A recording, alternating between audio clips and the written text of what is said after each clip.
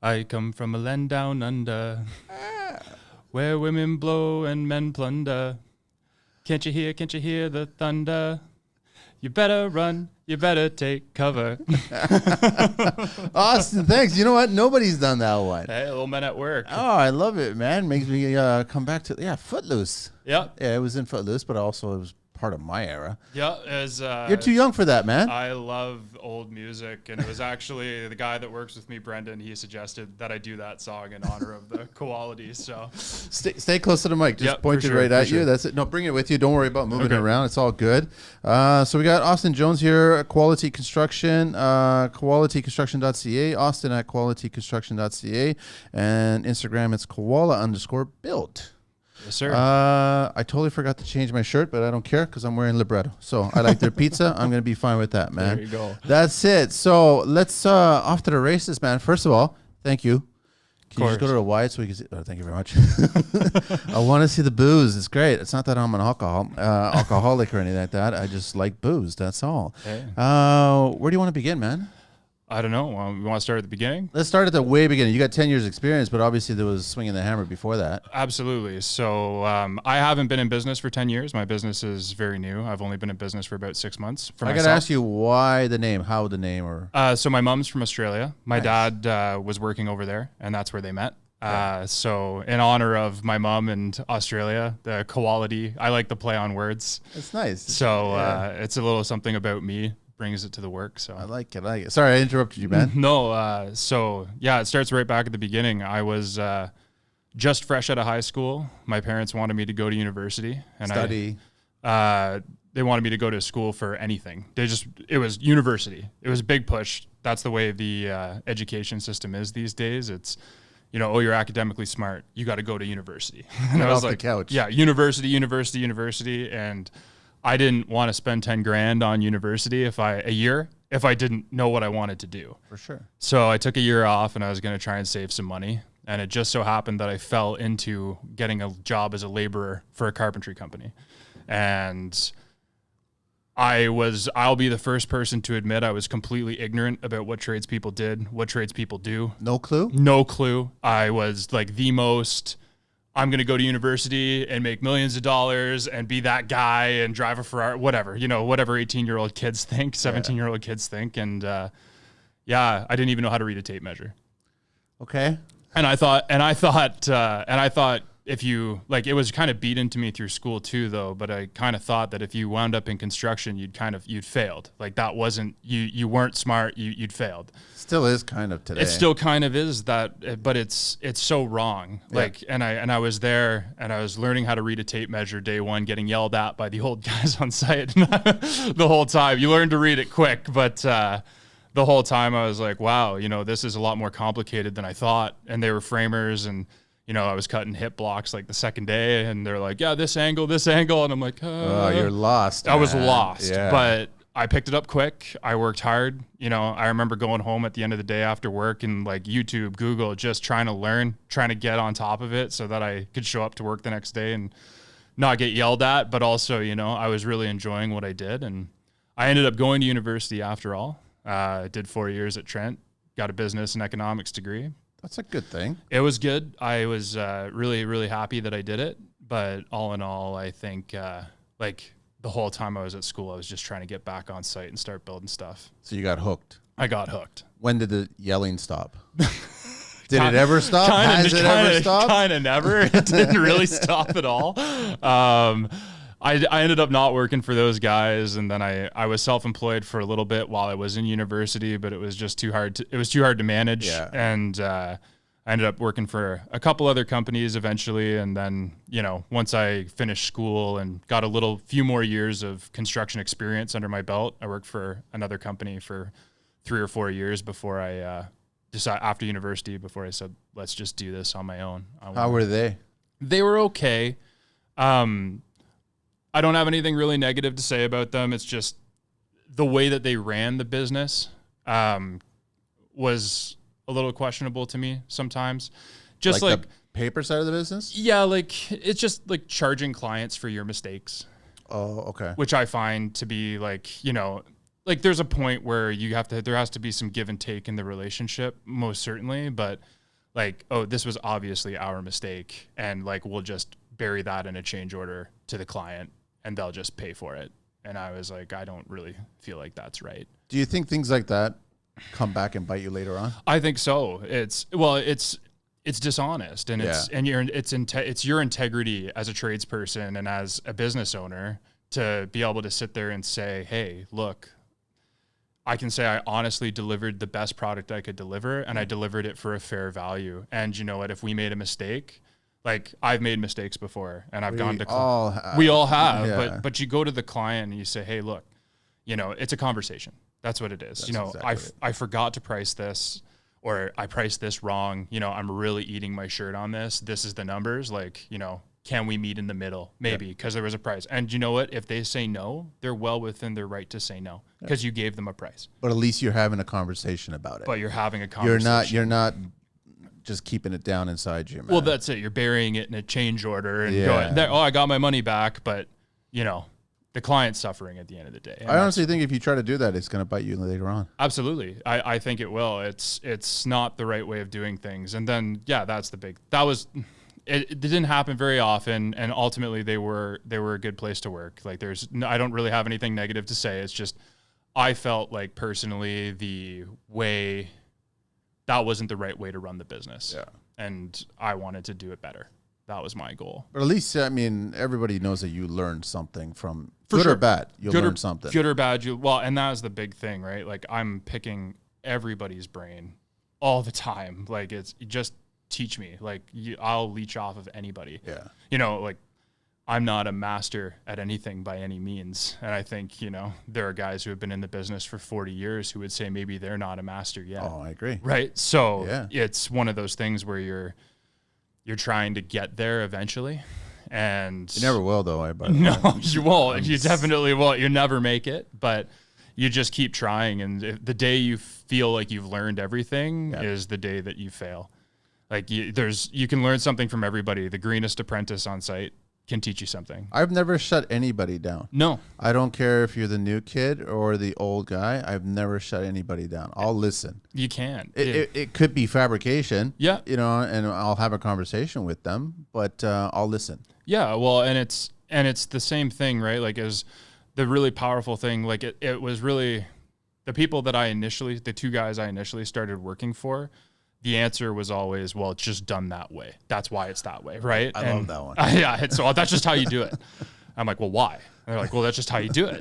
It's like, and I was never really satisfied with that answer. So I always say, if as a leader in a leadership position, if you have to say, just shut up and do it because I said so, then you have to. That's not leading. Well, you have to evaluate why you have to say it that way. Because if you can't articulate why this is the best way to do it, then maybe you haven't thought it all the way through. That's right. Yeah. But you know, I need to understand why something is the way it is so I can process it and learn it. So after that second one, the second group of guys you were working with, that's when you decided to go on your own? Yep. Yeah. I was on my own for a little bit through university, which was challenging. You can't really run a business for 4 months in the summer and then shut it down and try and restart. Yeah. You know, you spend your whole exam season in April trying to plan work for the summer. That's a little daunting. Hard. It was hard. Yeah. So, and it wasn't very smart. And I'll be the first person to admit I didn't have the skills or experience that I needed to do it on my own yet. I didn't. And I tried too early, you know, like I think a lot of younger people in the industry, you know, like it's a common theme on the podcast. It's, you know, younger people in the industry, you know, I've swung a hammer for 3 weeks and I'm ready. No. And I wasn't. I thought I was. It was a little arrogant. I thought I was, but I wasn't. And I went back and I learned from some more people. I absorbed some more knowledge. And I think this crack at the business, I think I'm ready now. What were some of the things that you realized you weren't ready for? The paper side of the business, for sure. Like I love construction. I love building things. I wake up Monday morning at 4 a.m. excited, ready to go to work.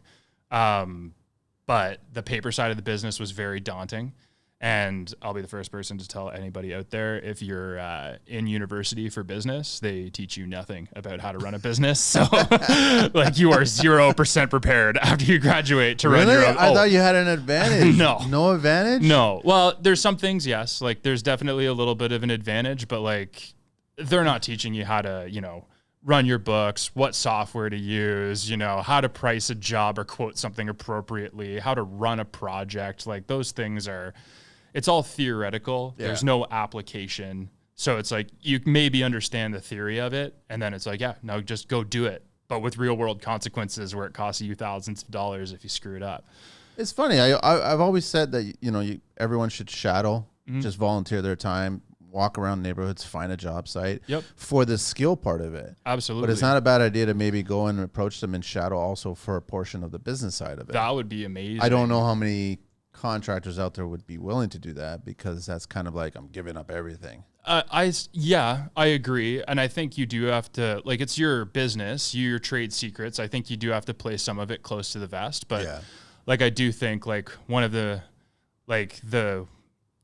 companies I left, they were very upset that I was leaving to start my own business. Why? Because I was, they'd invested all this time and money into me, and I can see where they're coming from to a point, but there's a quote from Richard Branson that I really love, and the quote is, somebody comes to Richard Branson and says, what if we invest all this money and time into our employees, to these people, and then they end up leaving us? And Richard Branson turns at them, he says, well, what if we invest nothing in them and they stay? It's true. And it's true, right? Like you have to invest in people. Like the common theme I've been hearing, listening to all the podcasts you've been doing lately, is we don't have great people, and we're struggling to find good people, and we don't have enough of them. Nope. Right? And I firmly believe that the solution to that is we have to build them. Yeah. Like we have to create the environment and make those people. And that involves investing in people. So like if my guy, Brendan, who works with me, if he wanted to learn more about the paper side of the business, because his end game was to run his own business, I would walk him through it.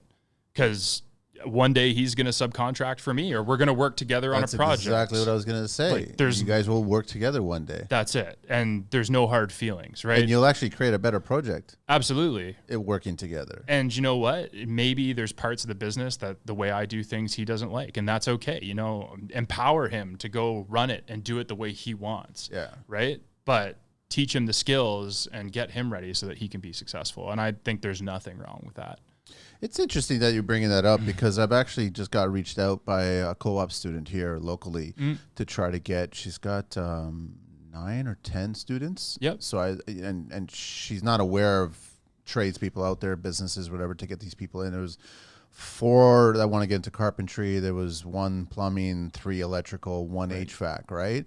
HVAC went right away. Plumbing went right away. Electrical went right away. Big 3 always go. Well, carpentry went, but I was kind of being more specific with her about, these kids, are they rough framing carpentry, or are we talking about trim carpentry? So she got back at me and she was 2 and 2. I got a bone to pick with that one. Okay, well, we'll bring that up. But I wanted to, I think I'm going to reach back out to her, and I'm going to go, you should also tell the students that they should be paying attention to the paper side of the business too. Absolutely. Because a lot of tradespeople inevitably, like the high tech sector does it differently. So I've always said the high tech sector, you have what are called key contributors, I believe is what they're called. Yeah. And that's, eventually you have to move into a supervising role if you want to start making more money in the construction industry. Gotta let it go. And you got to manage people, right? And there are some people out there who are never meant to manage people, right? But they're incredible they're incredible at what they do.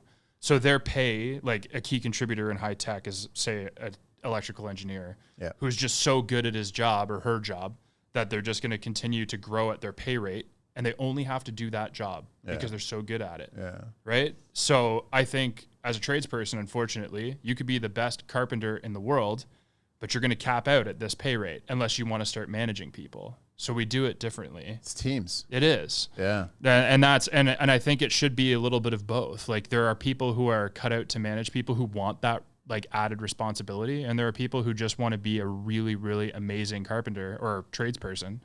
And they don't want to manage people, but they're going to try and put themselves in that position to maybe make a few more dollars an hour, and then it just grenades on itself. Like, I think we have to really figure out a way. It's short-sightedness. Agreed. And it's not, I'm not picking on the younger gen. Yeah. It's also, I've seen short-sightedness from the older gen as well too. For sure. Yeah. No. What's the bone? Like, is it trim or framers? No, it's carpentry as a whole. I think it was Stu from Brawley Renos when you had him on. So he's from Britain. Yep. So he was saying, carpenters in Britain, like, there is no rough carpenter, there is no finished carpenter. And send your letters to Austin of Koalaty Construction. I agree with it. I fully believe that if you want to call yourself a carpenter, you should own everything made of wood. Yeah. You should be able to do trim and baseboard. You should be able to do framing. You should be able to do forming if you had to, right? Like, all those things, it's all made of wood. You're a carpenter, you should own it. And isn't it the same in Australia? It is. It is. Is it North America? Is that the only way that it's split? I think we're the only one. And it's good. Like, there's benefits, I think, to breaking it down, right? Because finished carpentry in and of itself is an incredible skill, and not everybody's necessarily cut out for it. And there are parts of framing, I think, that are very, very technical and complicated as well, and not everybody's cut out for that. So it kind of allows you to specialize in what you like. But I do think, to some extent, you have to be able to do it all. Challenging here, though, in North America, because all the big toys that framers have. Yeah. And then all the many toys that trim has. It's true. To have both of those boats, that's a lot of gear to be carrying, right? It's a lot. It's hard to get into that. And it's the same thing with forming. Like, I just formed a slab on grade a few weeks ago, but we built the forms, and the company wanted us to build the forms so that they could keep them. So we made the forms. I was like, cool, now you have forms. It's great. Cool. But I don't have forms and a truck to crane in forms to do foundation walls. So we're not forming a foundation because I'm not getting set up to do that. That's not really where I want to be. But I've done it before. And if I had to, and the forms were on site, we could put it together and make the house. And I think that's where sometimes people get lost. I'm a finished guy, and I don't frame, or I'm a framer. Like, I'm a framer. I don't do trim. You don't like trim, or you don't do it? Oh, me? Yeah. I love it. I love trim. I do it. I love trim, but I'm probably half as fast as a professional. Absolutely. Because the problem is that I enjoy the process, and I'll watch the sunset. Yeah. You know what I mean? I'll build something, put it together, and I'll watch it. If I was working for somebody, they'd be like, you're out of here because stop watching the sunset. For sure. And it's a balance, right? Like, you have to be able to do it fast enough that you're efficient and you can make money. Yeah. But you also have to, I think you should have the balance of being able to do both. And some of the crazy stuff, you watch the guys on Instagram, the Finnish guys, and some of the guys you've had on your most recent podcast with Andrew there, I think. Yeah. Yeah. So some of the stuff those guys make is just bananas, out of this world, beautiful. And it's I would take double as long as you would take to make that, probably. But speaking about grouping it, I mean, Andrew's I think he's the only guy I know who's a trim, and he also installs hardwood flooring. Right. So there you go. He sees the value in that. So he goes in and he lays out all the hardwood flooring, and then he does all the trim on top of that. Well, the value for me that I find is I frame the house, and I usually get the contract to come back and do the trim, and I'm setting myself up for success. I'm talking to the builder, I'm talking to the client. Are we doing knockdown jambs? How thick are our jambs? What are we doing for doors? All these things, and I'm setting it up. My pocket doors, when I stand the interior walls, we don't just put it up and hope for the best. You know what I mean? It's, man, is our clients gotten pocket crazy? Oh my goodness, it's insane. Are we charging a correct amount for pocket? Because I know in the beginning there was no way. I was like, this has got to be quadrupled, if not more. The one house we just did, there's 6 pocket doors in it. And I think it's just because the homeowners like the look of pocket. There's no functional purpose. They have a functional purpose to save space. It's just cool. That's all it is. Are you any double pocket? No double. I have done them before, but not on this particular house. But yeah, there's 6. I couldn't believe it. We're framing 6 pocket doors. What are you using for track? The prefab ones. I don't even remember what they're called. I get them from the supplier. They just deliver them. Not K&N or KNC. Crowder? No, Crowder. Yeah. Yeah, Crowder? Crowder. Yeah, okay. Yeah. Are the clients ponying up for the soft close? No. That's the other thing. The moment that you actually get ahead of the game and everyone's asking for pockets and you've got the soft bumper, and then once they discover the soft close. Right. Well, but it's hilarious because everybody has to have soft close on their cabinet doors, but they won't put soft close on their pocket doors. That makes no sense. Like, come on. And then you got kids or whatever. Yeah. Slamming the door. And I totally agree. It's like, just do it. It's not that much more expensive. It's worth it in the long run. It's the same thing. Like, it's why the cabinet guys are always saying like soft close hinges are great. Like, you have a contact point there and there's so many contacts before things start to fail. So if you can make it a nice, gentle close every time, come on. I want to go back to the efficiency because we recently had Mohammed from Foamit on the show. Yep. And after the show, we got a bite to eat, and then I went to his warehouse, and I was blown away by what he set up in the last 15 years. So he's got 3 solid crews. Okay. So he's managing, but he still pulls the trigger on his work scope, right? But he's got 3 solid crews. He's got 5 trucks. So he's always has a truck if it ever breaks down. Yep. And then while he was walking me around the warehouse space, he has 2 other generators and 2 other guns ready to go for whatever reason. Smart. He's ready for a catastrophe. Yep. That's how it is. And I was like, this is amazing. He goes, dude, we have to be ready because we can't be scheduled 6 days ready to do work. And then something goes down and now we lose that and we have to try to juggle that whole schedule. Agreed. You have to be prepared. You have to have contingency plans in place. Like, the way I've been trying to do it is I buffer out my time for a job, and then I always leave a 2 to 3 day window at the end of every single job. And the point of that is I can always move a client up and they'll be happy. I can never push a client back. And stay happy. And stay happy. So it's great because I have that 2 to 3 day window. So if things do run a little crazy, if the schedule does get a little hectic or they add something, because I'm not going to leave and then come back if they've added a change or something, right? Of course, yeah. So we're going to do it then and there, but then there's an extra day for argument's sake. But that's already pre-built into my estimate and to my plan. So that's the goal for that. And then, like I've got spare nail guns, spare saws. Like if one goes down, there's one in the truck. Even and then parts, there's one. Oh, yeah. Ready to fix, maintain. Different pieces of air hose fittings, like you name it. Yeah, you have to have it because it's not efficient. Like say I've got 1 nail gun or 2 nail guns and both nail guns go down on the site. Okay, great. I either have to go to the store, spend $600 and buy a new one or whatever, or we're hand nailing for the rest of the day. Which is not efficient. It's not efficient. You know, we can hand nail, like we can do it, but hand nailing walls is a lot slower. Are you running employees or subs? Employees. How many employees you got going? Just 1. Okay. Right now. Goal is to grow to hopefully to like 2 guys, so 3-man crew next year is the goal. I think it has to be that way, and it's about having the control to create the environment that you want to create. Yeah, like you've been a GC for many years, right? So you've experienced, you get trades on site. Sometimes it takes time to find the right guys that fit your crew. Fit the vibe of the personality. Absolutely. Yeah. Everybody has to get along. Everybody's got to look after each other. It takes time to find those people. And I think, again, like it's about building those people. So having them in-house as my employees allows me to kind of create that culture myself and build the people that I want to work with, It's actually the best environment for them to learn too. Agreed.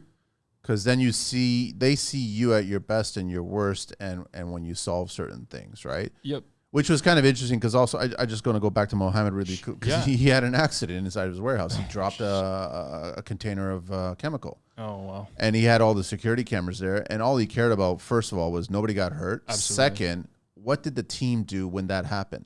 Yep. He wanted to look at the footage to find out what did the team do when they were reacting to that situation. Yep. And it was really critical about that. And I was like, that's 2 smart things to consider. Agreed. Well, and I think we get caught up, especially like me as a new business owner, like there is no shortage of stress and financial stress and you name it. You've been there. You've been doing it for years, right? So it's there's no shortage of stress. And I think sometimes we lose sight of what's really, really important. And it's like, oh, geez, he could look at it as, well, I lost that crate of chemicals. Now I'm out, $3,000 for that and this and that. But like, at the end of the day, You can spend $3,000 and buy that thing. You can't replace one of your guys that fell on, right? His No. family is missing, a father, a husband, somebody right now. And that's way more important than that. So you really do have to sometimes put things into perspective a lot. Like, speaking of perspective, I had a really, really awesome conversation. I took an Uber for the first time. I live way out in the country.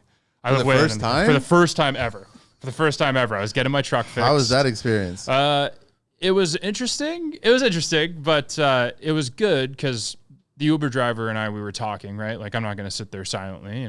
He's not there to chauffeur me around. We can talk. So, and he was from Rwanda. Okay. And they've had a horrible civil war going on over there for years and years and years. And nobody's helping them. No. Well, yeah. And he was saying, right, he worked for the last 25 years. He's in his 50s. And he's worked for the last 25 to 30 years just to pay so that him and his kids could come here to start a new life. And now he's starting over in his 50s. And it's like, speaking of perspective, right, is the beauty of living here and being in this country and being in the construction industry and everything, like, you can work, if you work your ass off, you can succeed. You can build a great life for yourself. Yeah. And that's the awesome thing about living here. And, he worked his ass off and it didn't mean anything, right? Like it did, he got out, but like, he worked so hard just for that. And he could work hard and harder and harder and never get anywhere, no matter how hard he worked, because he's set up to fail. So anyways, that was an interesting thought on perspective that I had the other day. I was like, wow, business is busy and it's stressful and this is happening, but if I just keep working hard, I can build a great life for myself, and I have an opportunity that guy never had. So, am I wrong to say, and I think I've said it before, the immigrants coming into the country here, when they do get into construction or any other job, they're working harder than the locals? Absolutely.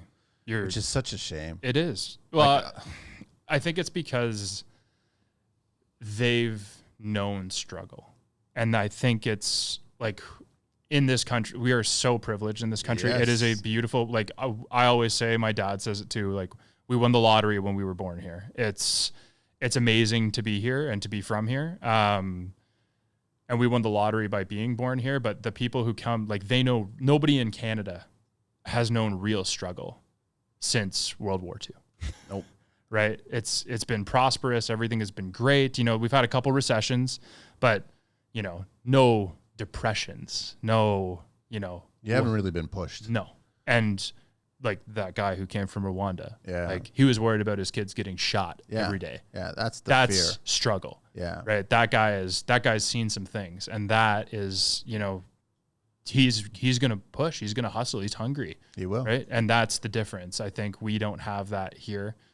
Not that I want, that. It's horrible that people have to experience that, but it's the perspective. It is. It changes. Really understand that perspective, what we have. Absolutely. And we take it for granted a lot. Like, I know myself, I do. Yeah. It's like, just the other day I was catching myself, if I was driving my truck and I was like, oh, it's a little broken down, it's not so nice, whatever, right? But I'm just like, 18-year-old me would have killed to have a truck and trailer like this. And here I am now going, oh yeah, but what about that newer GM or whatever? Oh, I know. You can look at the eye candy all you want, but it's, you have to put it into perspective and say, well, look, 18-year-old you would have killed for this truck. You're here now, I had trucks when I was a kid, teenage, early 20s. You had to pop the clutch. Yeah.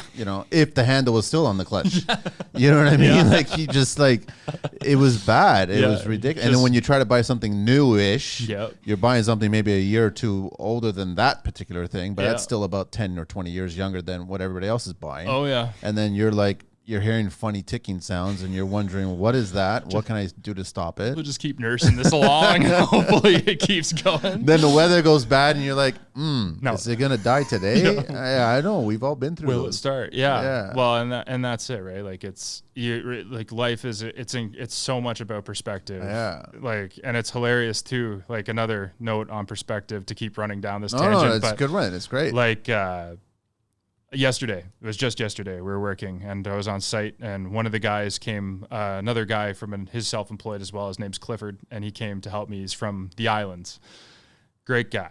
So, it was snowing in Ottawa yesterday. Like, we were getting massively snowed on. A lot? And it was, 20 centimeters. Oh, it was a rough day to be working outside. We were getting wind blowing snow in our faces. It was It was a little bit more challenging, but I don't mind. But Clifford, he's like, oh, man, I'm from the islands. This is cold. I don't want to be out here.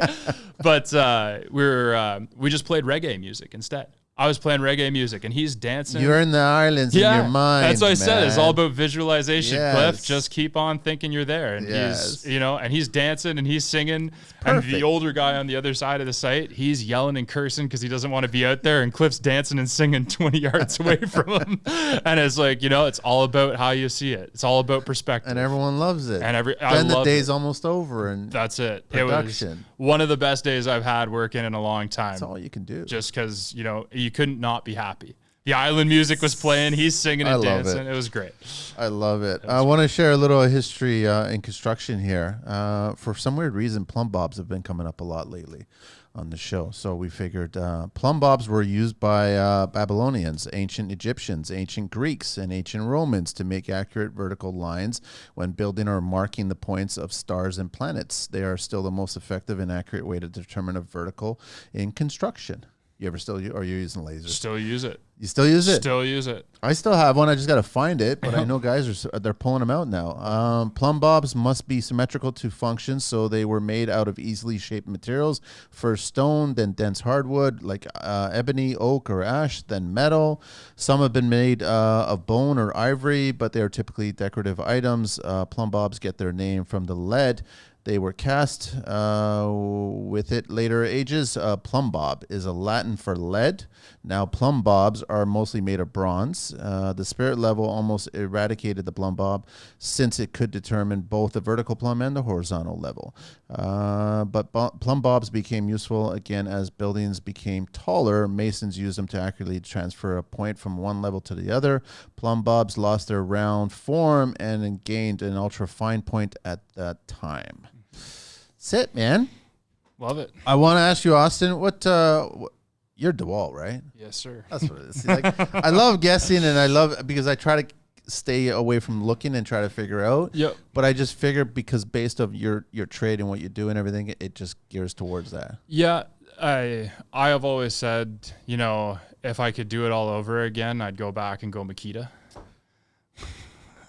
That makes sense. By the way, that does make sense. But I found initially DeWalt was kind of coming out with more variety, more tools, and they were kind of catering to the carpentry trade. And Milwaukee was kind of firing off the tools, trying to compete with DeWalt, but they were really going after the HVAC and the electricians. Yeah. And so I ended up going to DeWalt. My dad built our house, and he still has the 14-volt DeWalt drill that he used to NiCad? on the yacht.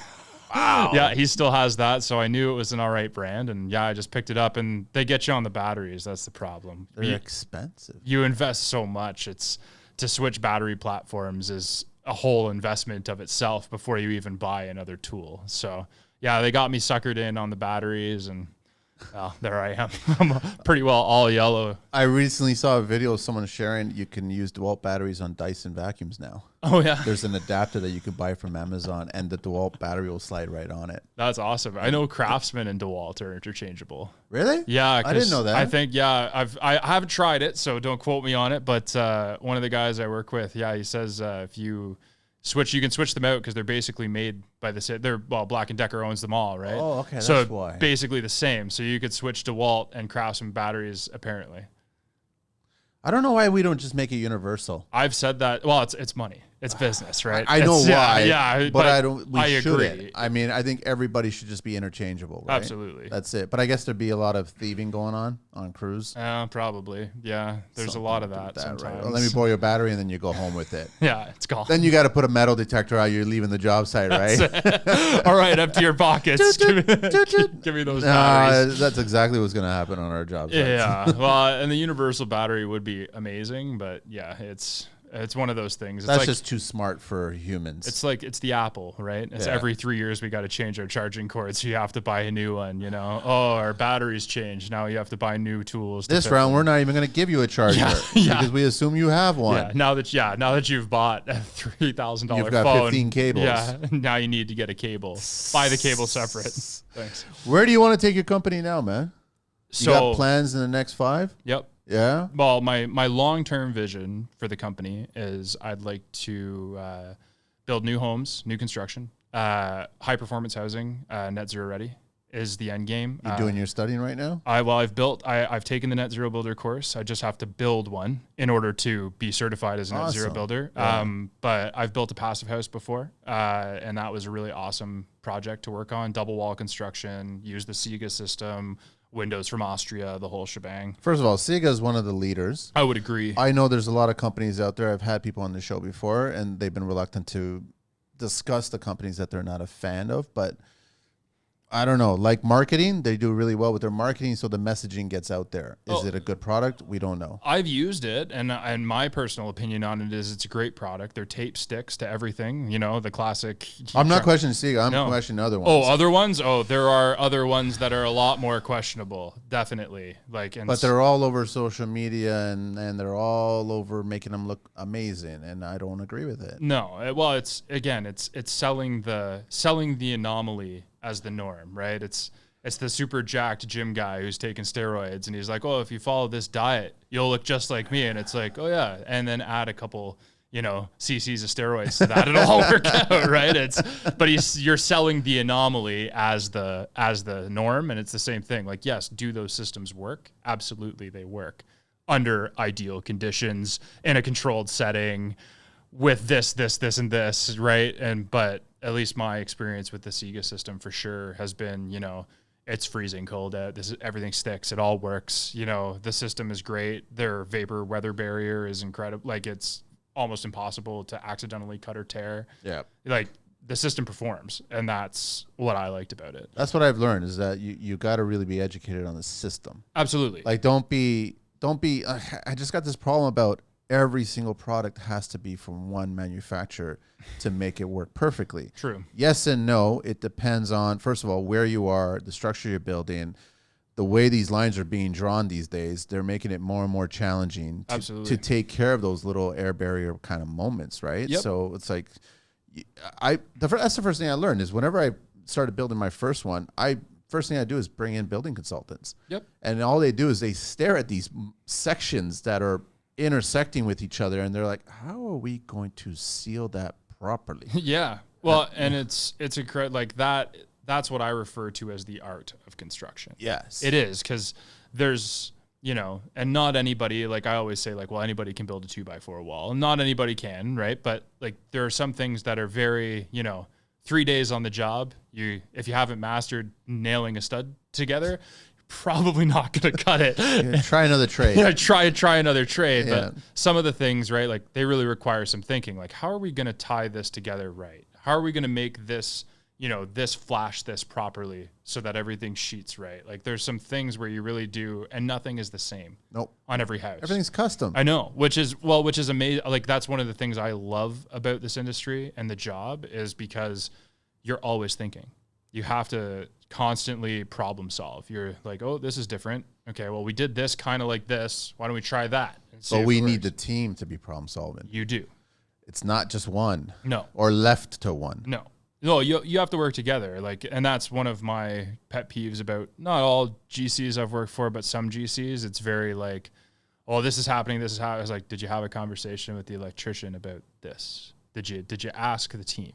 Did everybody get involved? And no. Majority of the time it's not. They did not. And ultimately the client suffers, because the end product, like, you wind up with a plug in a dumb place in your wall paneling, or you wind up with a cold spot because there was no way to properly insulate it. And, nobody thought ahead at how that was going to work. Now, you realize that building net zero and building passive right now is not profitable. I don't know. I would say yes and no. Like, I think it's about finding the right client that wants to invest. Yes. Like, I always say to people, like, you go to a track house builder and you're building subdivisions, and it's, okay, you're buying the Toyota Camry of home, If that, yeah. It'll get you A to B. It'll do what you need it to do. Yeah, maybe a Corolla. It'll do what you need to do, and it's great, right? And then you move into these higher end custom, these net zero ready homes. Like, okay, now we're moving into buying the Cadillac, or the, some of them are the Ferrari of homes, right? Yeah. And they come with a Ferrari price tag too. You have to be prepared to pay for it. But if you are prepared to pay for it, you can have a truly amazing home. Like, your humidity isn't dropping or changing overnight. You're getting constant ventilation. You know, you've got R70 in your walls. You can heat it with a candlestick. Like, all these things, you can have all that. We have the ability to do it. It's just, you're totally right. You got to find the right client. It's just the right clients. They need to understand. They have to be educated too, and not blindly educated where they're being bombarded by the marketing side of things. Yeah. And saying, this is what you should do. And that's a lot of stuff that is going on right now. Well, and they hear the catchphrases, right? Oh yeah. Well, and building is becoming so, like, it used to be, like, I always say, like, there's a lot of people who are like, oh, I can tackle that, right? Like, lots of people are prepared to tackle things on their own homes, right? I was like, oh, I can do that. You know, how hard can it be to do that, right? And there's some things like, okay, you got to do a drywall patch. It's not the end of the world, right? Like, you know, you could probably tackle a drywall patch, but building new homes, these passive houses, these high-performance homes, they're becoming so technical, and there's so much math and science and engineering that goes into it. The normal person isn't tackling that. Nope. And they just can't. You need to find somebody who's an expert on that, who can walk you through that process, right? And help educate you so that you can see the value in what you're purchasing. That's what it comes down to. And it's been a while since I've walked the aisles of a big box store. Yeah. Because occasionally I'll do it just to try to restrain myself from buying anything or answer anybody's questions without even wearing an orange apron. But have they gotten to the point where they're now starting to sell certain airtight? They're not at that point yet. No. Because I would get nervous if they started doing that, because you're right. It's not for the DIYer. No, it's not. It's for the professional. Exactly. It has to be. It's almost like the Top Gun of construction. It is. Well, and that's why I say, like, that's where I'd like to be. Like, I think code will demand it. Yes. In 10 to 15 years. Maybe energy even prices will demand it. Energy prices will demand it. Absolutely. Europe's already doing this. Absolutely. Well, and we're often behind Europe a lot of the time in the way that things are going. So, because our prices are relatively low right now. Yeah. Right. For sure. Well, and that's it. So I think, like, the code will demand it, and this is where we want to go, but it's becoming less and less accessible for your average DIYer to be able to do some of these things, right? You're going to want to find a professional who can coach you through that process, right? And that's what it comes down to. Why do you want it? Like, are you leaning towards it because you personally want to achieve those goals, or you're leaning towards it because you want to actually start building homes that will be century homes? It's the quality. Like, okay. I want to build for the future. I want to build, like, that's the reputation that I want to have. Like, you come into my business and, you know, we have a conversation, we understand your needs and what you want to build, and we make that happen and we bring it to life. And we're coaching you through, because a lot of times homeowners don't know really what they want, right? Like, they come in, they say, okay, this, and you're like, great. But there's so much that goes into the structure and behind the walls that matters so much that they just see kitchen countertops a lot of the times, right? It's, oh, like, I really like the way this looks. I'm like, we can make it look that pretty. No problem. Like, we can do it.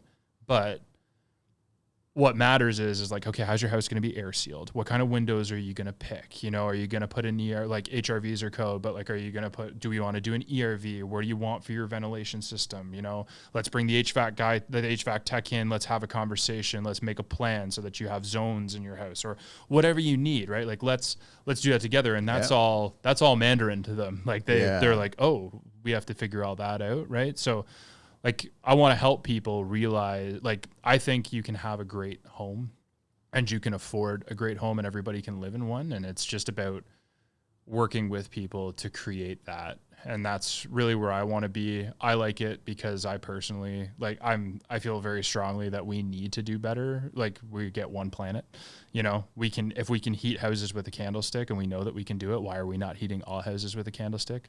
Right. It's true. Well, and I think it comes down to production, and I think it comes down to speed as well. Like, those houses take longer to build. There's more care. It's a specialized tradesperson that you need to do that kind of work, right? We have a housing crisis and we need houses bad. So, you know, get them in the subdivision and start slamming them up, right? And that's going to fix our housing crisis problem. But in 30 years, when all those houses are, you're going to have a number of problems. Absolutely.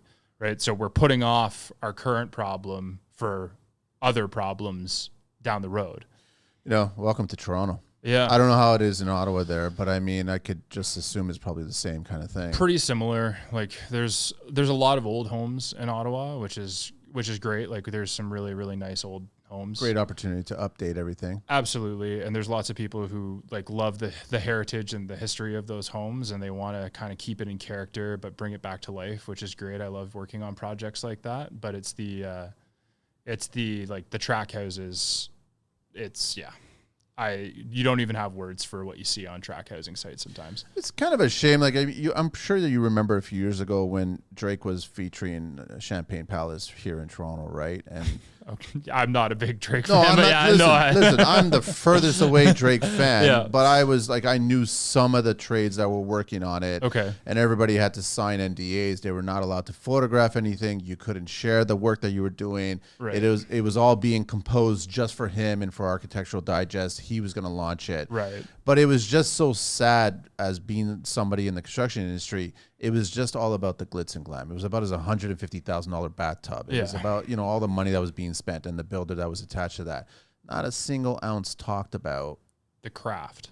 I agreed. Well, and I think it's a shame too. Such a missed opportunity. Well, and like an educational opportunity. Skilled local tradespeople. Absolutely. Well, and it's a shame too that they weren't allowed to take pictures and do that, right? Like that's another thing that a lot of companies that I've worked for in the past and people get very upset about. They're like, oh, well, you took it. That's my work. And you took a picture of it. And I was like, agreed. Yeah. But I was the tradesperson who built it, right? You weren't there.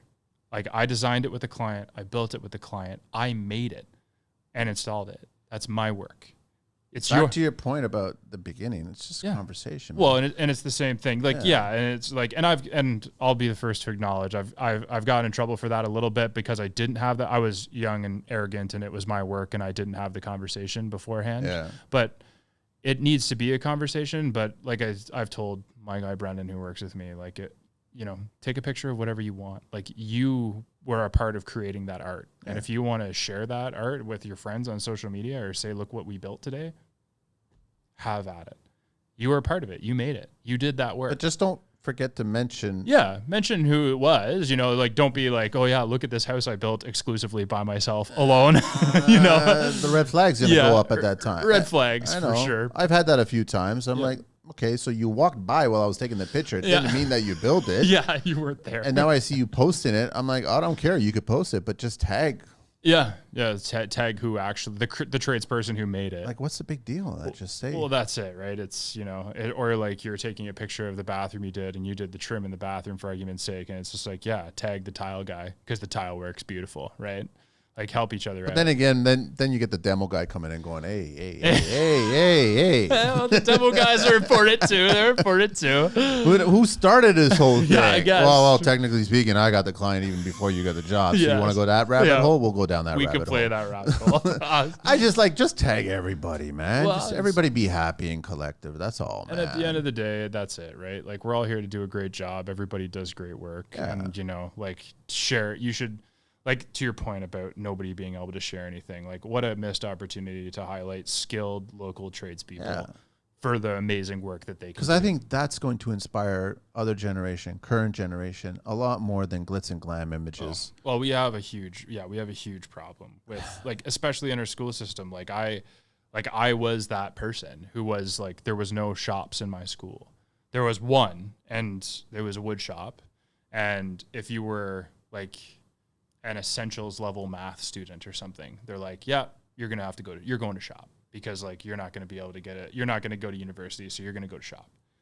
And I was like, well, I was okay at math and I was pretty academically intelligent. So like, you're going to go to university. So there's no shop class for you. So I never took shop. Are they changing their tune these days because of so many successful, wealthy people that are in the limelight these days, never went to or started, never finished? I don't know. It's still very much pushed, like university. Like the guy who I have working for me, Brendan, he has 2 university degrees. Okay. He went to teacher's college and he has a university degree in history. And he's swinging a hammer as a carpenter's apprentice with me. Can't find like a job. He could. But he's not interested. Soul sucking. He hated it. He didn't like it, right? Like, you know, his kids and parents yelling at him because, like, how dare you tell my kid that they did something dumb? And it's like, well, your kid did something dumb, so sorry. It's, you know, somebody has to tell them. Yeah. And, you know, and yeah, he didn't like it. Well, I think he liked it for a bit, but, you know, it wasn't for him. It's the same thing with me. I got a fancy piece of paper that I paid a lot of money for and spent 4 years on. And here I am out in the cold yesterday swinging a hammer. But you were listening to reggae. I listened to reggae. We were on the island in our minds, but it was funny. It's fun. Yeah. Like, and it's a great job, and it's not sold that way to people in schools. It's just not. It's very much pushed that, like I said, my mentality, like you've failed if you wound up in construction. There was nowhere else for you, and you failed. Yeah, it's not the case. And it's not the case. Not today, man. Not the way we're building today. No. Like you need professionals actually problem solving how to build certain things, man. Absolutely. Like there is a time and place for the guys who just want to turn their brain off and smash stuff and do or demo and gut stuff, like or whatever, right? Like there is a time and place for the guys that want to do that, but for the most part, it's incredibly technical, and you have to have your brain turned on. Yes. And you need intelligent tradespeople to solve those problems with the experience and the skills that they have. And we're severely lacking in that. How are the inspectors by you?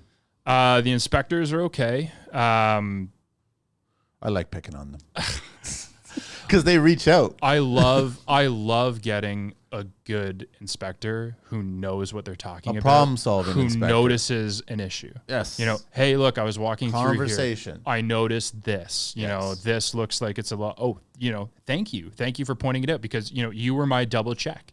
You know, I'm double checking my guys when we're walking through, and like, you know, I'm doing what I can, but hey, you caught one thing I missed with a fresh eyes, man. Amazing. Fresh eyes. That's what I love. That's the best fresh eyes coming on a site. Absolutely. Yeah. There's nothing worse than the framing inspector who shows up and walks in and just kind of does a little look around and goes, yeah, boys, looks good. Close her up. I've had those where they literally set one foot just on the site. Yeah. Take a peek and then they leave. Yeah. And to just look around. Like, dude, what's wrong with you, man? And then, like, you know, or it's like, hey, do you want to see the engineering detail on this? Because we kind of sort of just made all this up. No, it's okay. Just send it to me. Just send it to me. Wouldn't you want to hold it up in place? And see that, like, we've followed the nailing pattern and that everything's good. And just, no, it's all good. Don't worry about it. We trust you, I guess, yeah. Okay, well, it's nice to have that trust, but it's like, I've met you for the first, like, I'm working in a new area. You're the first time I've met you. Like, you shouldn't trust me. Like, I know. You know why? But no, the inspectors are okay. Haven't had to fight anybody about too much so far, so it's not bad. They're pretty reasonable, I think. Like, as long as you're a real person and you have a conversation with them, you don't come at them like, "Hey, I know what I'm talking about," and you don't. It's ego. You know what? In all fairness, both sides should be that way. Absolutely. They just they shouldn't walk in with their backs up, and you shouldn't be standing there with your back up. That's all it is, right? Yep. It's just like you should both be here. Okay, all right, let's walk through. Where you want to start from the top? Yeah. Down? Where do you want to start? Well, and it's just ego, right? Yeah. Like, it's just like, I know more than you, or, you know, some of the younger inspectors I found, like, I'm fairly young too, but some of the younger inspectors I found, you know, like, they feel like, I think they have to prove something. They've got something to prove. I wish they wouldn't show up on the job site traveling on a horse. Yeah. It's like, man, like, we all arrived here the same way, man. Yeah. Come on. Well, and we're all here to work together. Like, I'm not going to criticize you if you maybe aren't 100% sure about this because you took a 2-week course on framing and I've been doing it since I was 17, right? Like, obviously, like, I've built it before, the experience is there, you know, you haven't. So ask me a question. Plus, I'll answer it. Give us the opportunity that if we do see something, whatever, maybe we missed a nail or something. Nail in a hanger is a closet. Give us an opportunity to do it right then and there. Literally, as you're walking, you're hearing it behind you and it's being done, and then just notify that it's been done. Right? That's the big one. Simple as that. For sure. Like, I had an inspector who wanted to hold up the project because schedule another inspection. Well, yeah, because I needed to nail like 2 more 2x8s on. And he's just like, yeah, I'll have to come back and re-inspect. And I was like, I don't like that, dude. I got 2 2x8s downstairs. Like, we'll get them nailed in, no problem. It's done, and then I can move on and sheet my floor this afternoon, like my plan was, rather than having to wait till you come back tomorrow morning to sheet my floor. Thankfully, I talked, like, he agreed. Like, I kind of used like the whole, hey, look, like, I'm on a schedule here. The homeowners, like, this is their only bathroom in their entire house, and they're sponge bathing in the powder room downstairs. So if this floor doesn't get sheeted this afternoon, you have to answer to her, not to me. Yeah. So I'll loop you in on the email thread. Yeah, exactly. And she can have a few words with you. We'll CC on the email thread. She could have that. That'll be entertaining. Oh my God. Yeah. So he was, he was thankfully, he's like, okay, no problem. I'll run and do a quick inspection over here and I'll come right back. No problem. So we ended up getting it done, but most people, like, they're real people too. Everybody. They're pretty reasonable if you're reasonable with them. If you come in hot, you're gonna get what you give. Yeah. And that's the same with everybody. And it's the same thing with ministry labor. Absolutely. Like, there's no reason. Like, trust me, you'll get out of any kind of ticket. Yep. If you're just a human being, man. Absolutely. Right. So there's no, and anybody who's in construction, trust me, they will cross paths with you, man. Oh yeah. It's going to happen. You just don't want it to happen a lot of times, and you definitely don't want to be in a shit show of a job site when they do pass by. So be prepared for it at any given time. Well, and again, right, like just like the building inspectors ensuring everything's being done safe, there's a reason for them, you know. It's the same thing with the MOL. Yeah. You like, you know, the guy that works with me has a 1-year-old kid at home, you know, like he's got to go home at the end of the day, every day. Same, course. You know, we all do. Everybody, so it's about doing things safely. So we're really conscious of all this, right? Absolutely. Well, you have to be, right? And it's the thing is like being the more experienced person on the site, right? You got to protect the new guys from the things that they don't know. That's or the things that they do know, and they can walk in high in pride, and all of a sudden, I made a mistake. That's it. Or all the things that they see you do that they're like, oh, I can do that. And you're like, well, you probably shouldn't be on the second story with a saw pinned up on the guard cutting things like me. You know, that's not great either. I should be better probably, but it's like, you know, I've done that X number of times, and I haven't done it a million. Like, you know, I'm not the oldest, most experienced tradesperson in the world, but you know, I've done it a number of times that I feel confident that I can do this without hurting myself. You, 3 weeks on the job, should not be doing the same thing. If you're having a moment inside your own head that you shouldn't be doing this, then you shouldn't be doing this. Absolutely. I agree. Well, it's... Listen to the voice, man. That's it. That's all it is. Let me share a little OBC here, definitions. We've been doing definitions. Wait, I already have this one. Didn't I do this one? Sorry. Fixture. I'm looking at fixture here. Am I wrong? I don't know. I'm not blaming Angelina or anything. I'll do fire block. We'll figure that one out. Fire block. There you go. What's a fire block? So fire block, system stopping fire spread in concealed space. What's a fire compartment? Fire compartment. Enclosed space separated from the rest of the building by fire separation and fire resistant rating. Yeah, like this is more for commercial. Like a safe space that people could retreat to. Yeah. Fire damper. Closure designed to close automatically in the event of a fire. Okay. What's a fire load? Would it be the amount of time that something has to burn before it burns through? Yeah. Combustible contents of a room. Look at that. Right? Fire protection rating. It's minutes, hours, or closure will withstand flame. Oh, yeah. That. Fire separation. Assembly acting as a barrier against fire spread. Fire stop. Anybody who's building legal dwellings and everything. Legal basement apartments. System filling gaps between fire separations or around penetrations. Flame spread rating. Classification of how flame spreads on a material's surface. A little bit of OBC there. I want to ask you, Austin. Austin. All good, man. All good. Austin, it's the holidays, man. I haven't even dumped into that yet. What are your clients asking for these days that you like and dislike? What are they asking for that I like and dislike? Geez. I don't know. I've been doing a lot of aluminum rail recently, like exterior aluminum rail, composite decking. You like composite decking? Yes and no. You're a wood guy? I like wood. I'm a wood guy. I do like wood. Yeah, no. I love the durability of the composite. Like, you know, it's a great product. It's just the thing that really gets me is it really has to be done properly. And because it's so sensitive to temperature, you could make it absolutely beautiful when you leave. And I wish they would stop telling clients 100,000% durable, lasts forever, color will not fade. Yeah. These are all lies. Yeah. Well, exactly. It's outside in Canada. There's nothing that will last forever. It's just a matter of fact. You know, you might get more out of it than you would get out of maybe another type of material, but I don't know. I've built cedar decks that look just as beautiful. Like they were stained or they were oiled, right? Yeah, they look just as good today as they did when we first installed them. And composite ones where all the corner miters are blown apart because, even if you glue them and screw them and do anything, they're going to blow apart. They split. Because it's just how it works. The material is so sensitive to heat and cold. Like the other day, we fired in some AZEK posts, the pre-made posts. And we were putting them in, and we tried desperately to get them in as tight as humanly possible. Sorry, we tried desperately to get them in as tight as humanly possible. And they, the next day we came back, it was colder. They all shrunk. There's 1/4-inch gaps around the top. It's amazing how it can just dance, eh? Yeah. And it's like, okay, well, it looked great yesterday, and today it is what it is. Who came over the night and changed all these boards? Who did this? Well, in the summer, right, they're all going to be super tight, and, it might buckle, might buckly, and it's the same problem. Like when you install that kind of stuff in the cold, you have to be aware of that. You almost want to leave a little bit of space. But the client doesn't like that. They want it to be seamless, perfect. Yeah, I've never had I've explained that to a few clients, and I've never had one say, "Oh yeah, go ahead and leave a little 1/8-inch gap there for expansion." They don't want it. No, put it tight. They don't want it. And then when it buckles in the summer, you get the call back. Do you? I haven't done that many composites, but I think that the wider composite boards, you have to go 12-inch on center, right? Yes, because they will. They do. You look at them. It's the same thing. It's like the hidden clip systems too. Like I'm not a fan of the hidden clip systems for Trex with the grooves. They don't hold well. They don't. I find they don't hold very well, and I find it makes it much more difficult to get everything tight and straight.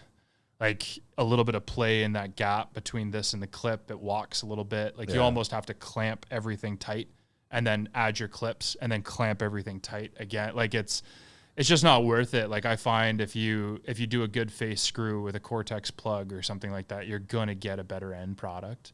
Absolutely. That'll look seamless. It will. And you can make it straight. Like you can straighten everything a lot nicer.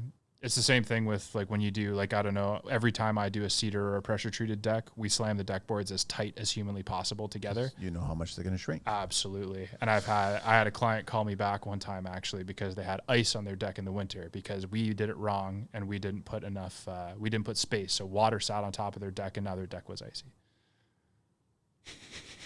That was a real life call. And I just hit them back where I said, no problem. Go ahead and wait until the spring, wait until the summer. And if you have a problem next winter, give me a call back.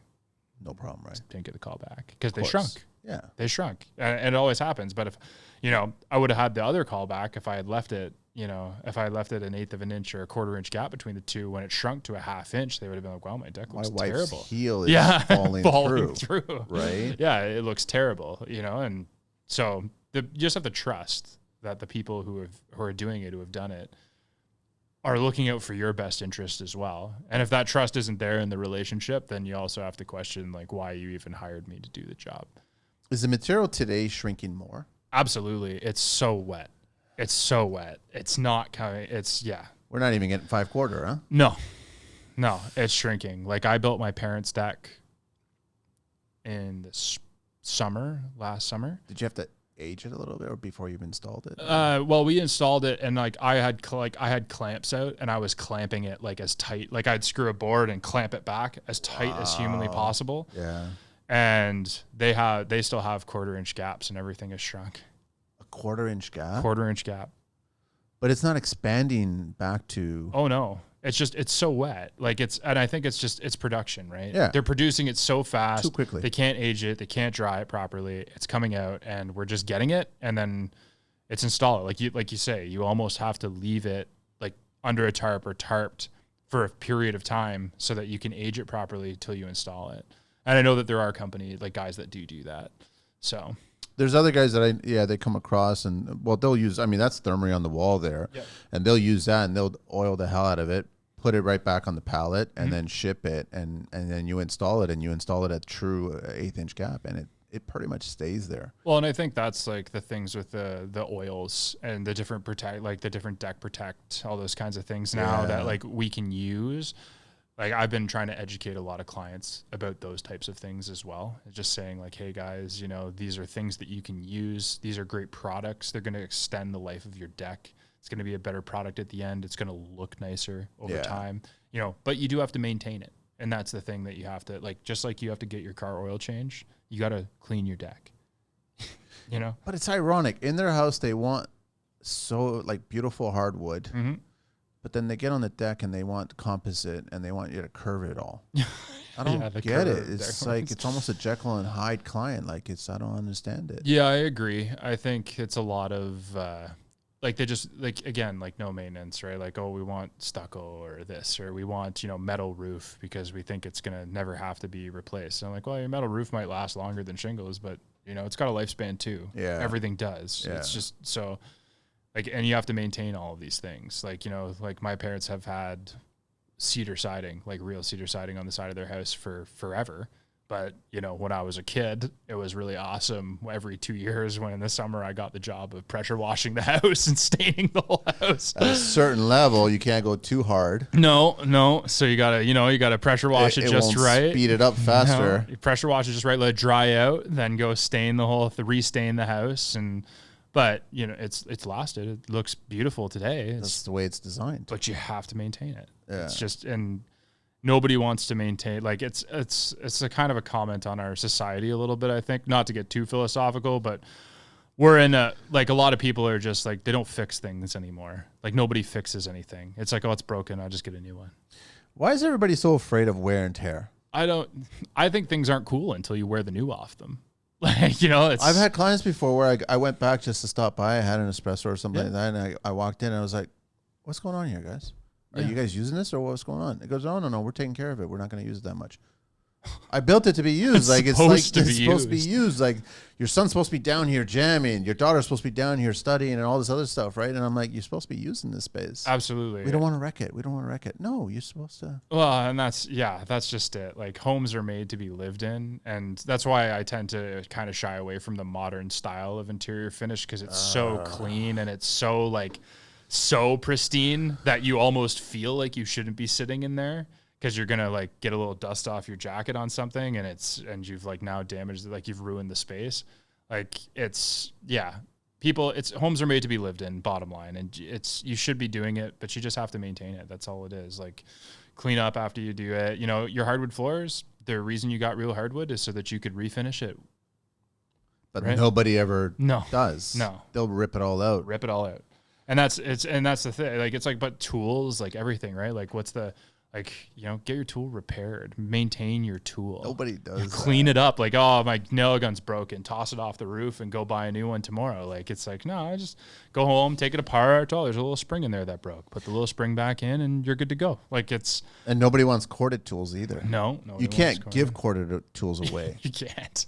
I don't get that. I don't get it either. The beauty of corded tools is it doesn't matter what brand it is. You don't have to have a battery. You just plug it in and keep going. Like, all of my corded tools for the most part are Makita. But it's because... But you're still using them. You're still building with them. Still building with them. Yeah. Well, and some things I don't think you'll ever replace, like, the corded version of it. Like, you're not buying a 16-inch beam saw cordless. No. You know what I mean? Like, that's hilarious. Do they have that? I don't think so. No, they don't. I don't think so. Well, they're pulling out all the SDS now with cordless double battery or single battery. Yeah. If you're doing a job that requires a jackhammer that big, yeah. Like, okay, a corded little Bosch, like Bulldog cordless, and you got a little bit of concrete just to open up a hole or something. Sure.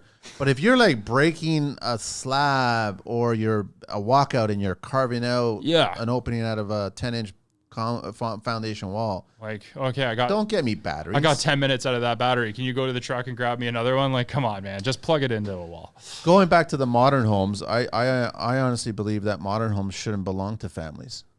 Yeah, they're not designed. They eliminate the whole idea of wainscoting and baseboard and trim, which is a protective decorative. Absolutely. And they reveals are on the ball, and then all of a sudden you just get kids and animals and they're breaking. I think they're designed for single parent families, right? Yeah, whatever. Well, and I think it's true too, right? Like, different things, like a lot of the modern homes are like very, very open concept. Like, we did a house one time where it was like, oh yeah, we don't want any walls, and it's like, so there was one 2x8 mechanical wall that ran down the center of the house, and there was just one 2x8 wall. That's all they wanted.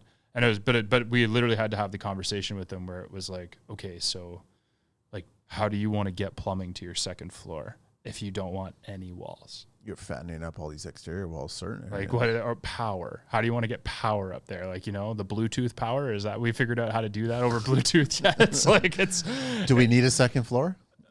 I like bungalows personally. I like bungalows, too. Get older, you don't need stairs. Well, and I think that that's becoming a lot more the way, like I've been doing a lot more masters on main floors in houses. And I think that that's, people are trying to age in place. Yep. And I think that's great, and we should be supporting that. Curbless showers, all these things, like that should just be a must. Absolutely. Well, the bathroom that I just did, like there's future blocking for grab bars and everything everywhere. Awesome. Obviously for code, but there's grab bars. We installed grab bars. Like it was an older couple; they were in their 70s. So yeah, like unfortunately the bathroom's on the second floor. They live in a 2-story home, but. We did everything that we could to try and make it so that within their budget to try and make it so that it was as accessible as possible. Because, I want them to enjoy that bathroom as long as they enjoy living in that house. Did you listen to that show with Julie Sawchuk, who's she's in a wheelchair?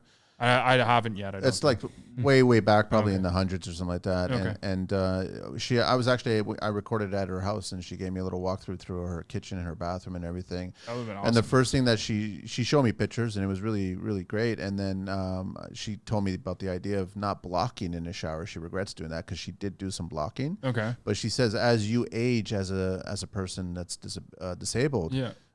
We're going to need to move where the position of the blocking is going to be. So then I said, well, I guess it kind of makes sense just to line the whole wall 3/4 ply. Yeah. On the shower wall, right? Yeah. And just take that whole wall and then just make it all because now you can fasten an ADA applied.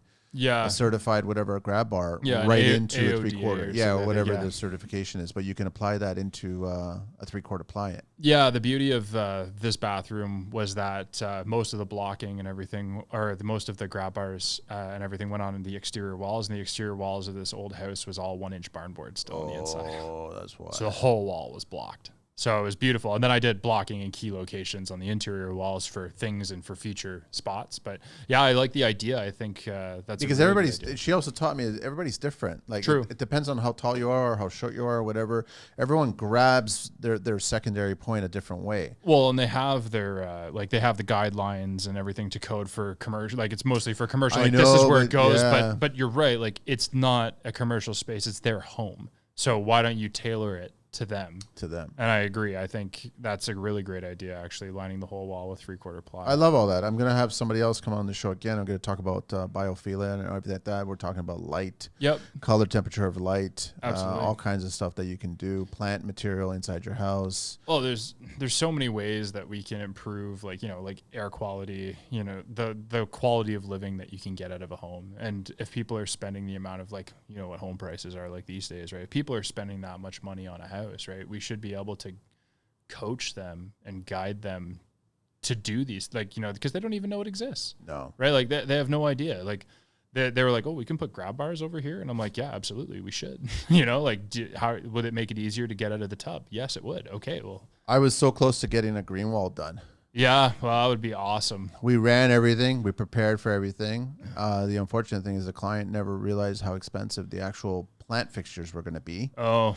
And then there was the big question about drainage. And then there's certain systems that don't require the drainage, which I wouldn't trust inside of a house. No. Because you still have to have some sort of a drip water system for each planter on each level. Absolutely. But you are going to get some moisture coming down. It's going to have to go down somewhere. And I was willing to crack open some of the concrete and already put a trap seal primer and have it drain there for that collection of it. But when he started adding it, because this was 3 stories. Plant material on a staircase, side split staircase, going 3 stories. And I was like, it's a beautiful idea. It's lovely. It's like, trust me, you're going climbing and going down and you're seeing this green. It's adding that element of oxygen inside your house and everything. It was like beautiful. But then the numbers came in. He's like, So we left it with a little stubby at the top where the power and where this water supply was going to be. And it's just been like that ever since. But see, this is the thing. Like you did that very smart, in my opinion, because I coach clients like that all the time, right? It's, okay, we're doing this work. Let's invest in the things that maybe don't look so pretty, but that are very impossible to change later. Later on. Like, let's get the insulation done. Like, let's do a flash of spray foam and a nice bat. Let's insulate the home for sound. Let's get it nice and tight. Let's do a nice job on the dry. Like, let's get all these things done. You know, okay, maybe you do laminate countertops for a couple of years, and then you replace your laminate countertops down the road. You can't. I know that's sacrilege. You can't. Blasphemy. The reason a home is built is because of the kitchen. That's absolutely it is. So but I mean, I wouldn't even have a laminate comment. Like, but I brought some samples here. We can play cards later on if you want.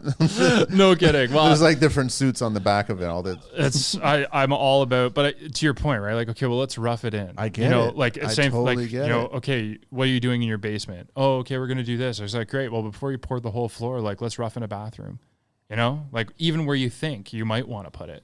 Like, let's just do that because it's going to save you money in the long run. Like, let's set you up for, because renovations on homes and stuff, you're not the be all end all, right? You're going to show up and do this renovation, and then they may use you again, or they may find somebody else in the future, but you can set the next guy up for success, even if it's not you, so that they're not cutting the floor out and trenching everything to run new drains. Like, that's the first thing they do. That's it. The basement is always the chopping block. Absolutely.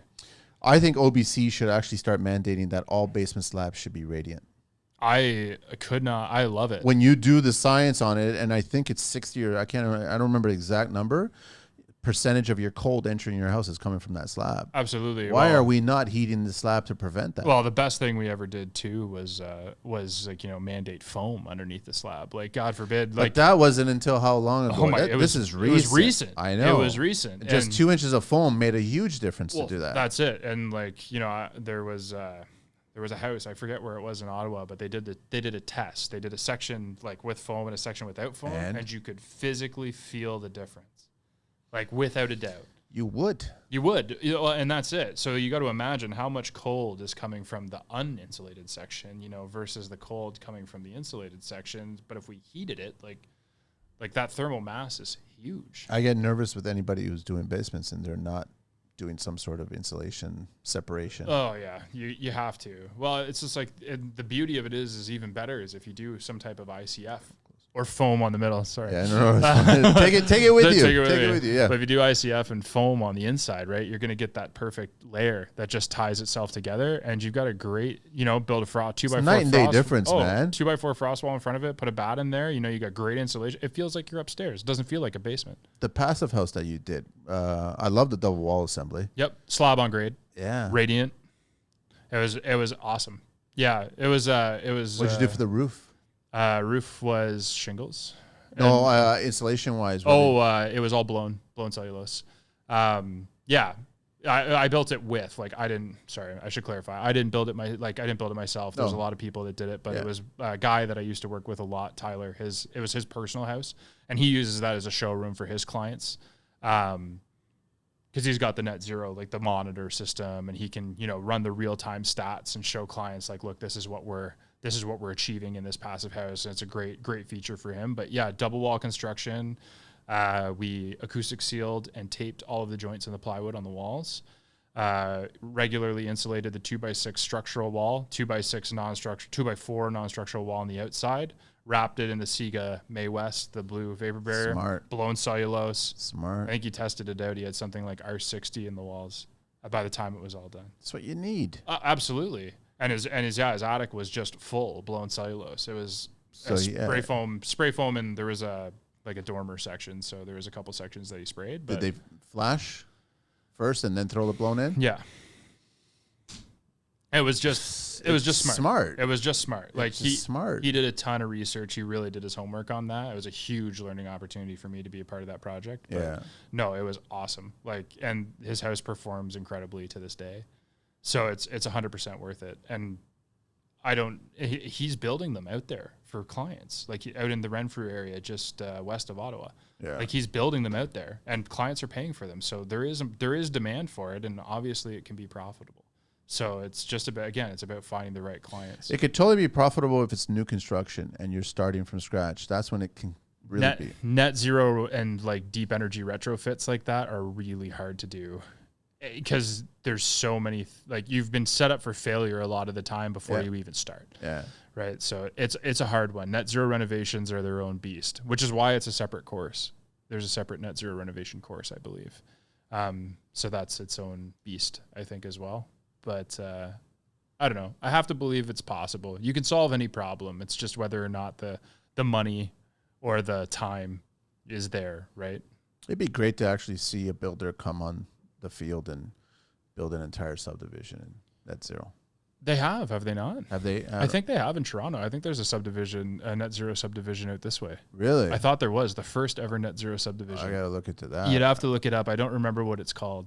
Really? How many homes do you? I gotta look that up. Yeah, look that up. I think it's I don't know. I want to say like 20 or 30 homes in this little subdivision. Yeah, it was like a net, or maybe not net zero. I think it was maybe net zero ready, but like it's a net zero ready subdivision. Very cool. If someone has, then great. Well, and I think it would be great. Like I'd love to build, like little off-grid subdivisions that were kind of self-sustaining. I think that would be a really cool little project. It's a self-sufficient little community. It runs itself, right? None of the homes are tied together, obviously, but or maybe there's a common power source or like a little solar field in the back, and that's what helps feed some of the houses or something. But I think that would make a lot of sense, and it would take some of the load off of our grid, especially with our push towards electric vehicles that our grid cannot handle. You have a question over there? What's up? I saw a question. The net zero subdivision. Yes. Called Hearts Village in Guelph. In Guelph, yeah. Oh, Hearts Village. Hearts Village, yeah. High-end single detached homes. There you go. You know more about the city that I'm planning on leaving.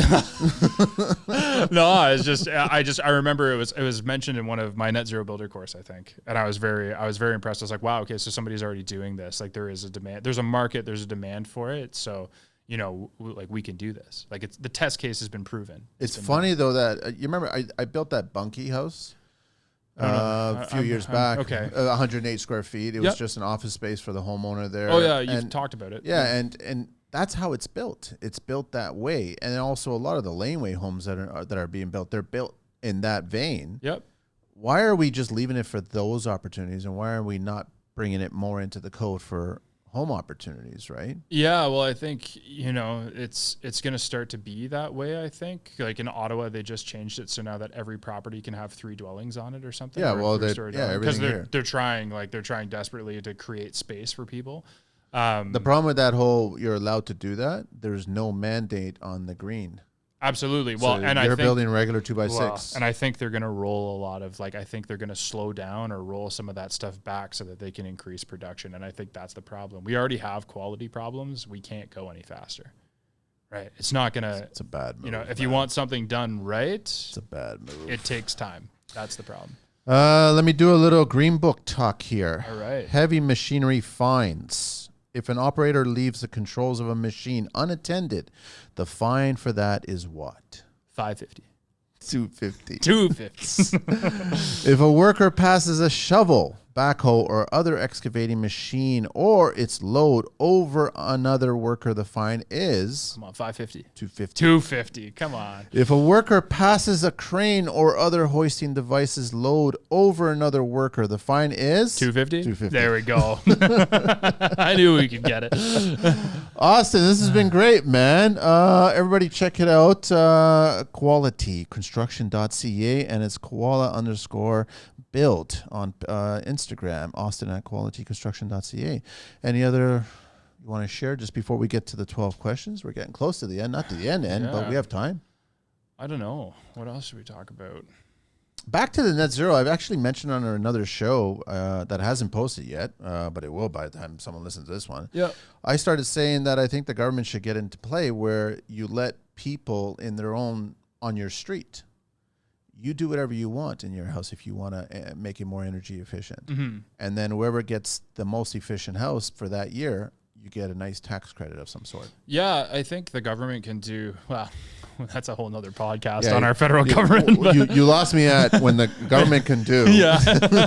I drifted off. But I think the government can do a lot to incentivize people properly. But they're doing it wrong when they're motivated by either triple pane windows or some sort of spray foam job or solar panels. Yeah.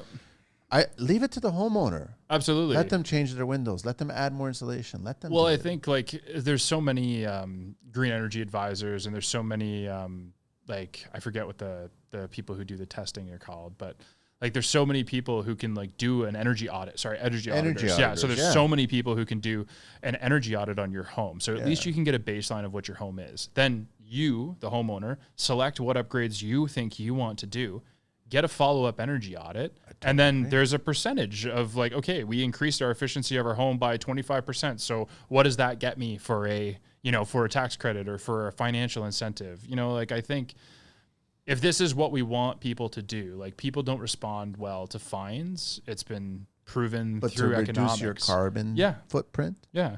It's been proven through economics. It's incentives, right? Like you can make money to do this. We will pay you to do this. Amazing. Like I'm in. Where do I sign up? Like free money. Wow, the government gives away a lot of free money these days, but this particular government, yes, or I guess a lot of governments around the world are doing that as well. Too, well, and again, everything is about balance, right? Yeah. You have to help the people, but at the same time, you also have to not put the country in debt. That's a whole other show, whole other podcast. I know. Are you concerned at all for next year?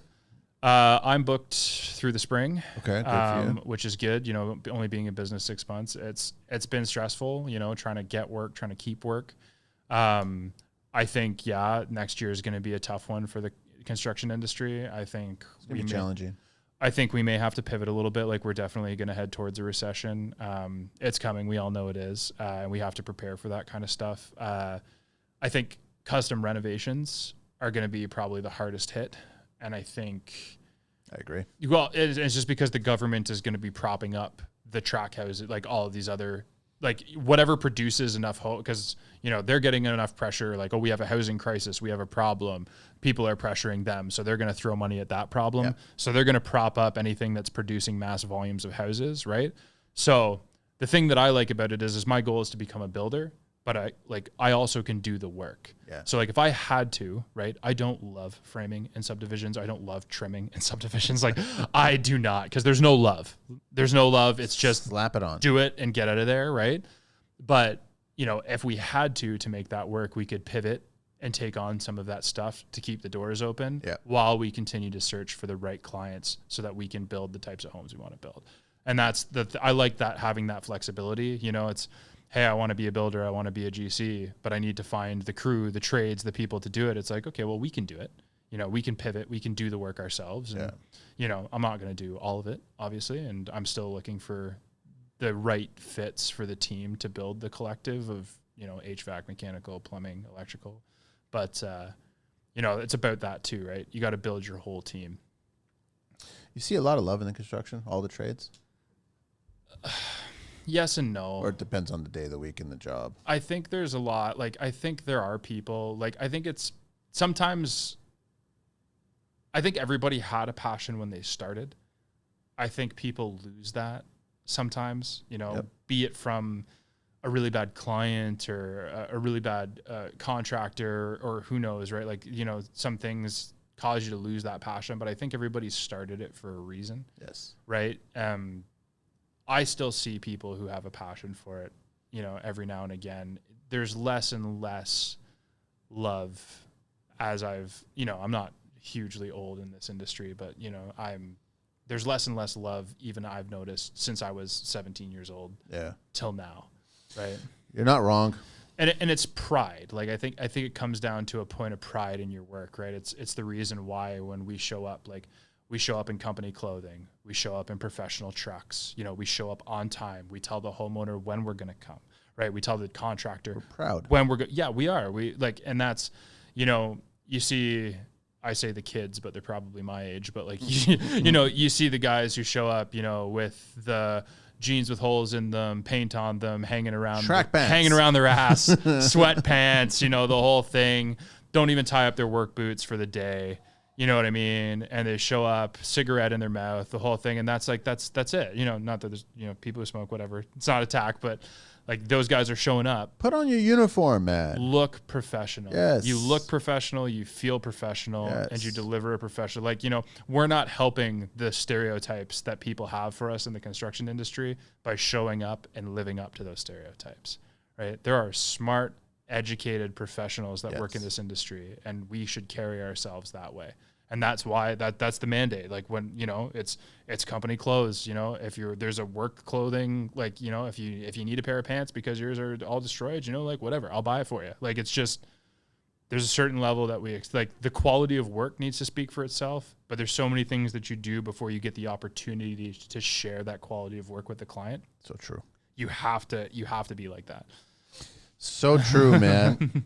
Are you ready for the 12 questions? I'm ready. Hit me. What is your favorite construction word? It's 3. It's plumb, level, and square. What is your least favorite construction word? Good enough. I hate that. I can't stand it. It's good enough. I've heard it so many times too. Can't see it from my house. Crap. It's almost like a period. What turns you on in construction? The people. Working with really, really good people. Like, I've met some of the most generous, kind, amazing, genuine people. You know, you don't get that working in a lot of other places. No. But, you know, people who are proud of their trade, proud of their skills, proud of their culture. You know, it's amazing to meet those. Like, that's one of the best parts of the industry, the people. Did you guys have jerk chicken or anything like that when you were doing that day? I wish. I would have got jerk chicken sitting in the snow and just ate it. He was. I love it, man. It's all about he's proud. It's a nice vibe, man. For one to collect, you know, to build up the rest. Man. It's well, and I don't mean this in like a sexist way. Like, it's the brotherhood, it's the sisterhood. Totally. But it's you know, you don't get that brotherhood in a lot of other places. No, you don't. You know, you don't. And that's the part I love. You'll be sent to HR. That's it. He was playing reggae. He said a bad word. What turns you off in construction? Poor quality workmanship. Yeah. You know, just guys doing stuff, just slap it together. You first do that.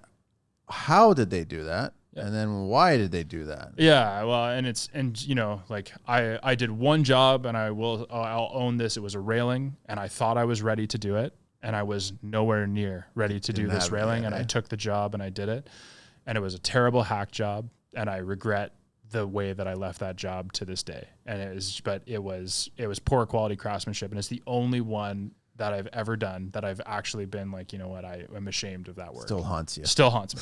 Still haunts me. What's your favorite curse word? Fuck.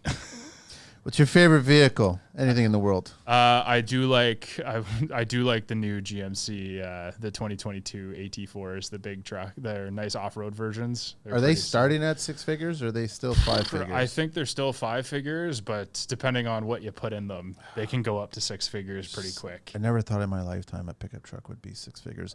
That was not commercial, dually. Oh, it's incredible. Like, you know, like you can buy like industrial cube vans for like the same price that you can buy a truck now. Almost. Man. It's crazy. Least favorite vehicle in the entire world? A Fiat. Those tiny little Fiats. What construction sound or noise do you love? It's very specific. It's the I'm not quite as good as the older carpenters that taught me, but they used to be able to set and drive the nail all the way. So for me, it's the third hit. It's the set, drive, finish, but it's that crack when the hammer hits the wood when you drive the nail. That's just music. It is. Music. What construction sound or noise do you hate? I do not like the buzzy tool, the oscillating tool. Just screams in your ear. But you have a DeWalt one, don't you? I do. Still loud. Still loud. I still love that meme that was shared where it was Jim Carrey and Dumb and Dumber. I haven't seen it. And he was like, you want to hear the most annoying sound? And then it cuts to the DeWalt tool. It is. It's brutal. And you're always finding yourself in a cramped, terrible space using it, like head in a joist cavity. And it just vibrates. Oh, man, it's bad. Ear protection's a must. You have to have it. I wonder if someone's like wrapping it up in blankets now or something. I don't know. But it can't. It doesn't. It won't work. Some type of sound dampening system. No, it's the blade. What profession other than your own would you like to attempt? While I was in university, I had the privilege of being on our emergency first response team as a volunteer, basically a volunteer medic. And nice. I would love to, if I wasn't doing this, I'd be pursuing some type of first response career for sure. Good for you. What profession would you not like to do? I definitely could never be an accountant. My sister's an accountant. She loves it. Loves every minute. She's working through her CPA right now. God love her. She's amazing, and she's working so hard, but I could never. I don't see how you love that. I could never do it. I just she comes home and she shows me what she worked on all day, and I went, wow, that looks terrible. God, it is a nightmare. If heaven exists, what would you like to hear God say when you arrive at the pearly gates? Well, I'm hoping that he would say, come on in, your family's sitting at the table waiting for you. Nice, man. Austin, absolute pleasure having you on the show, man. I'm so glad that you made the trek out this way, but you're visiting family and everything. Yes, sir. It was two birds with one stone, but nice. It was a privilege to be here. I appreciate you. Thank you. And thanks so much for the booze. I'll enjoy it. I'll share it with some friends. Everybody, again, Koalaty Construction, koalatyconstruction.ca, Austin at koalatyconstruction.ca, and on Instagram, koala_build. I think that's it, man. Beautiful. Thanks, Angelina. Thank We're out of here.